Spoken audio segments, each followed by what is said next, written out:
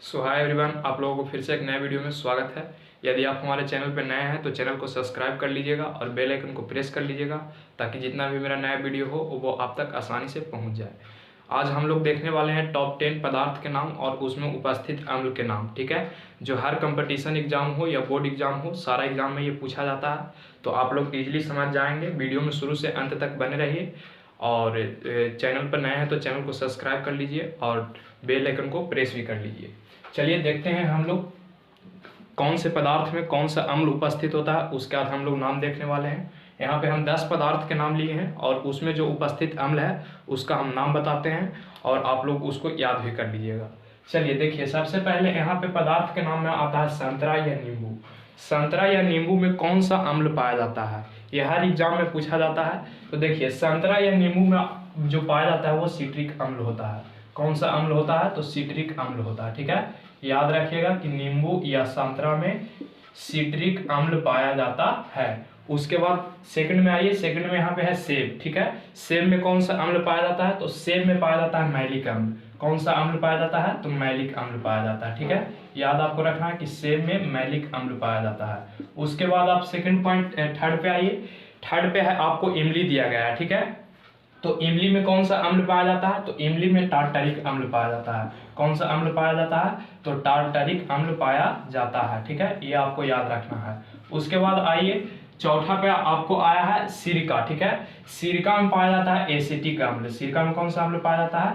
तो एसिटिक अम्ल पाया जाता है। ठीक है, यह भी आपको याद रखना है। उसके बाद आइए पांचवा पे दही। दही से जो रिलेटेड क्वेश्चन है वो हर एग्जाम में पूछा जाता है। बोर्ड एग्जाम में भी 1 नंबर के ऑब्जेक्टिव में आता है। तो यहाँ पे आपसे पूछा गया है कि दही में कौन सा अम्ल पाया जाता है। तो दही में जो पाया जाता है लैक्टिक अम्ल पाया जाता है। कौन सा अम्ल पाया जाता है? तो लैक्टिक अम्ल पाया जाता है। ठीक है, लैक्टिक अम्ल आपको याद रखना है। उसके बाद आप नेक्स्ट पॉइंट पे बढ़िए, टमाटर। टमाटर में कौन सा अम्ल पाया जाता है?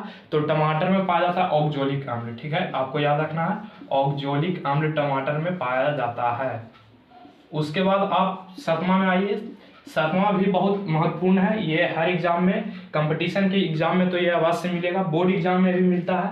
जब अम्ल क्षार एवं लवण पढ़ेंगे तो इसमें ये आपको मिलता है कि अमाशय। अमाशय रस में कौन सा अम्ल पाया जाता है? तो अमाशय रस आपको पता होगा कि जठर रस में बनता है, जिसमें क्या होता है? तो हाइड्रोक्लोरिक अम्ल होता है। ठीक है, हाइड्रोक्लोरिक अम्ल। ठीक है, आपको याद रखना है, हाइड्रोक्लोरिक अम्ल किस में पाया जाता है? तो अमाशय रस में। उसके बाद आप आइए 8वां में, चाय में कौन सा अम्ल पाया जाता है? ठीक है, ये क्वेश्चन आपसे पूछा गया है। तो चाय में जो पाया जाता है टैनिक अम्ल पाया जाता है। कौन सा अम्ल पाया जाता है? तो टैनिक अम्ल पाया जाता है। उसके बाद आप आइए विटामिन सी। यहाँ पे प्रश्न नंबर 9 में है कि विटामिन सी में कौन सा अम्ल पाया जाता है? तो विटामिन सी में पाया जाता है एस्कॉर्बिक अम्ल पाया जाता है। एस्कॉर्बिक अम्ल पाया जाता है। ठीक है, आपको याद रखना है कि विटामिन सी में एस्कॉर्बिक अम्ल पाया जाता है। उसके बाद लाल चींटी। लाल चींटी तो बोर्ड एग्जाम के लिए बहुत VVI है। 1 नंबर का ऑब्जेक्टिव में आपको से पूछ दिया जाता है कि लाल चींटी के डंक में, यदि मधुमक्खी के डंक में भी पूछे तो सारा चीज के डंक में जो पाया जाता है वो क्या चीज पाया जाता है? तो फॉर्मिक अम्ल पाया जाता है। फॉर्मिक अम्ल पाया जाता है। ठीक है, आपको याद रखना है, फॉर्मिक अम्ल। इसका अन्य नाम है मिथोनोइक अम्ल। ठीक है, इसका अन्य नाम है मिथोनोइक अम्ल, यह आपको याद रखना है।